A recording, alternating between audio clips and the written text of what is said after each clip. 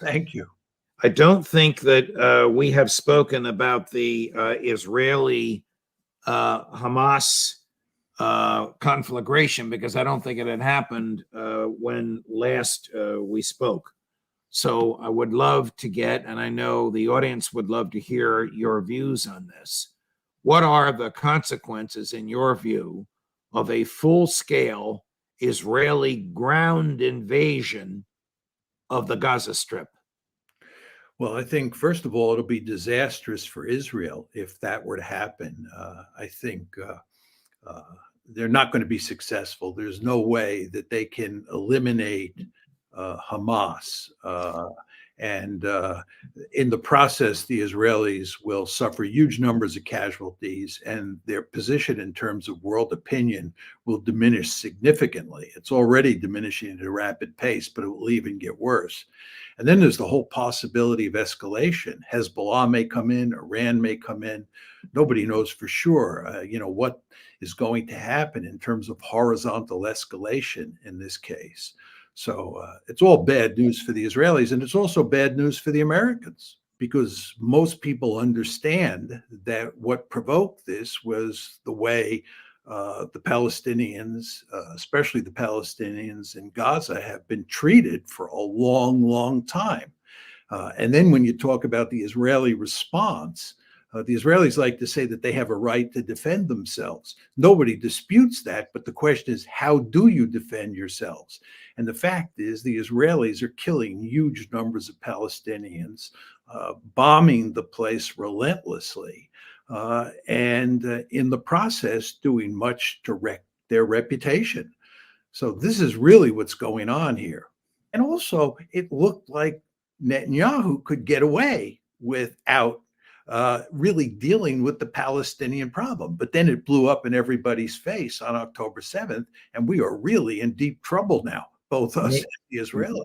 Maybe the reasons you just articulated are why Joe Biden said this, too, on Biden, Chris. Israel has the right, and I would add a responsibility, to respond to the slaughter of their people. But that does not lessen the need to operate in a line with the laws of war. There's no question but that Israel is not complying with the laws of war. And as much as personally I disagree with much of what President Biden has done in his years in office, I commend him for saying that. I agree with you, and I agree with him. And if you look at what they're doing in Gaza, it's absolutely sickening. They've killed probably 7,000 Palestinians, and about 3,000 of those Palestinians are children. And they've made it very clear. I mean, the IDF spokesman said on October 10th that they are not launching a precision attack on Gaza sites. In fact, they're interested in doing great damage and destruction. They are doing great damage and destruction, but this is going to tarnish their reputation greatly and make it very difficult for both the United States and Israel to move forward to put this problem behind us. 2/3 of the Israeli army are reservists that were just called up. They're not trained in guerrilla warfare. He knows, I think, what you said, the outcome could be disastrous for Israel. Yeah, he's between a rock and a hard place for a variety of reasons. First of all, two of the key members of his cabinet, who are former generals, are interested in turning the ground forces loose and invading Gaza. It's Netanyahu who is hesitating. So that means that his political situation inside his own governing coalition is in trouble. But furthermore, if he invades Gaza, the end result is going to be disastrous. There's no way he's going to go in there and easily roll up Hamas. It's just not going to happen. What will the American military do if he invades Gaza? So I want to paint this picture for you. There are 20 ships there, 2 aircraft carriers. One's in the Eastern Mediterranean. One is in the Red Sea. They're each surrounded by 10 supporting vessels. The one in the Eastern Mediterranean has 2,000 Marines on it, or in it, whatever they do. And we know that there are special forces, your former colleagues, West Point graduates, on the ground in Gaza, and they have taken fire. No report about injuries or deaths. Is the American show of power there helpful or hurtful to diminish the conflict? Well, I think that we are mainly there for purposes of deterrence. And when I say that, I think what we're really worried about is horizontal escalation.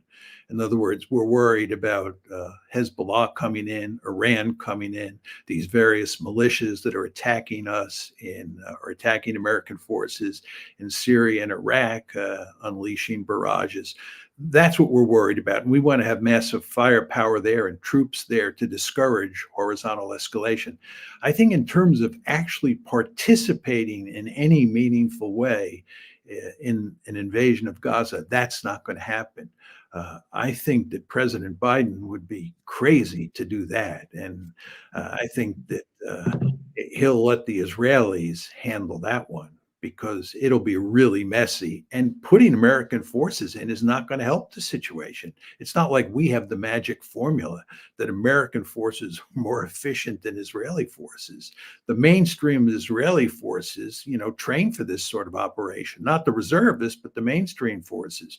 But it doesn't matter how well trained you are, as we learned in Iraq. When you go into places like Fallujah, you go into places like Mosul, you go into places like Gaza, it is god-awful bloody, and you don't win a quick and decisive victory. And this will be a huge problem for the Israelis in terms of their own domestic politics and in terms of their reputation internationally. Here's the president of Turkey ranting before the Turkish parliament. They have, as you know, a large and sophisticated military, but it's in Turkish. There are subtitles. I'm going to read the subtitles. He's speaking pretty quickly, and the subtitles come up and go down pretty quickly, but I'll do my best to keep up with them. Here's President Erdogan just about 2 days ago. Israel's attacks on Gaza, both in terms of those who carry them out and in terms of those who support them, are a situation that signify both murderousness and mental illness. We have no problem with the Israeli state, but have never approved and will never approve of the cruelty it is carrying out like an organization instead of a state. In this picture, the tears that Western powers shed for Israel while turning a blind eye to the cruelty in Gaza is nothing but the biggest example of fraud.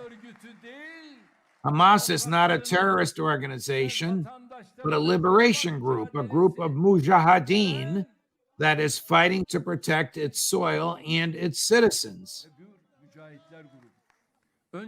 First of all sides need to take their hands off the trigger, and a ceasefire needs to be declared at once.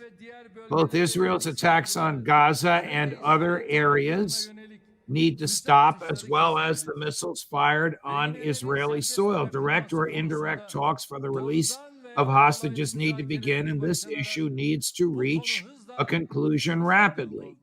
The Rafah border gate certainly needs to be kept open continuously for humanitarian aid.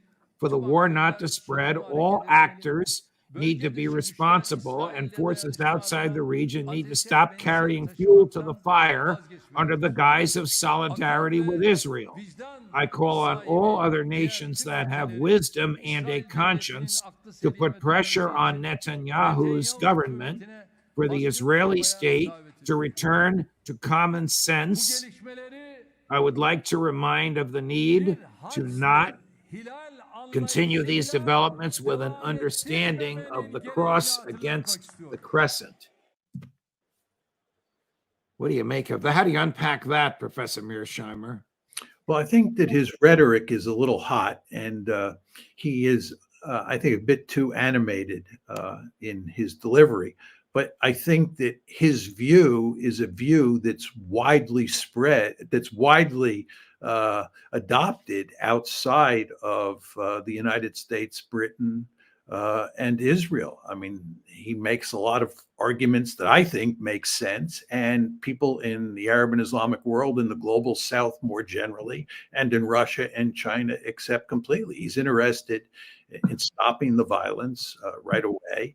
And furthermore, he argues that there is a double standard in the West in terms of judging Israeli behavior on one hand and Palestinian behavior on the other hand. I think it's hard to deny that. His comment that Hamas is not a terrorist organization, it's a resistance movement, is an argument that one could legitimately make. But I think that it is clear that what Hamas is doing is resisting Israel's policies towards the Palestinians. So again, you can call it a resistance movement, you can call it a terrorist movement if you want, but it is all about, Hamas is all about resisting the Israelis. Is Vladimir Putin taking advantage of the Israeli-Hamas clash in some way, diplomatically or below the radar? Oh, diplomatically, he definitely is, as are the Chinese. What Putin has said is that the Americans failed to deal with the Palestinian problem, and this is especially true of Joe Biden. And the reason that we have this war in the Middle East now is because of the failure of American policy. He's in effect making the point that I was making before about the Biden administration and the Palestinian problem. And of course, he's making the case for a two-state solution, and he's making the case for respecting the rights of Palestinians as well as Israeli Jews. And that's an argument that's music to the ears of huge numbers of people around the planet, including many Jews. So I think that Putin is in the catbird seat at this point in time on this particular issue. And it's the Biden administration that's in the deep mud.